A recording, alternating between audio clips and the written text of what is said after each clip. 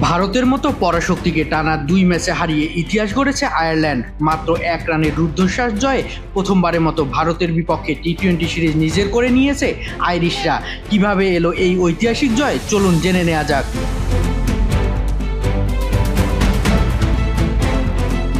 Cricket বিশ্বে আরেকটি বড় অঘটন, ভারতকে ধুয়ে দিল আয়ারল্যান্ড। সিরিজ নয়, ইতিহাসও ছিনিয়ে নিল আইরিশরা। শক্তিশালী ভারতকে টানা ২ ম্যাচে হারিয়ে ২-০ ব্যবধানে টি-20 সিরিজ নিজেদের করে নিল আয়ারল্যান্ড। শুধু তাই নয়, ভারতের বিপক্ষে এটাই তাদের প্রথম টি-20 সিরিজ জয়।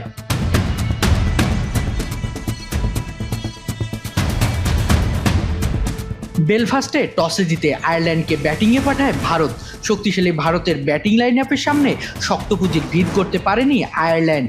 হ্যারি টেক্টরের 50, বেন কার্টিস ও জর্জ ডেকরলের কার্যকারী ইনিংসে ২০ ওভারে ১৫৪ রানের মিডিয়াম সংগ্রহ পায় আইরিশরা।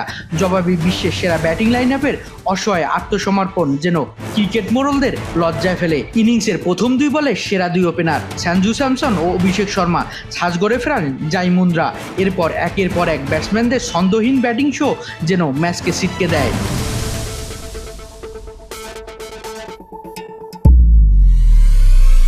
ঈশান কিষান, সিরাজ আইয়ার ও অক্ষর প্যাটেলরা মুখ লুকালেও শেষ পর্যন্ত তিলক ভার্মা খানিকটা লড়াই চালিয়ে যান।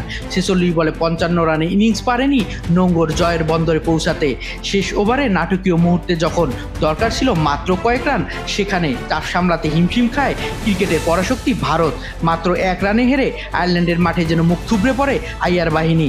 যে ভারতকে হারানো ছিল স্বপ্ন, সে ভারতকে নাকানি চুবানি খাওয়ালো ক্রিকেটের নতুন শক্তি আয়ারল্যান্ড। আর এই সিরিজ বহুদিন মনে রাখবে ক্রিকেট বিশ্ব।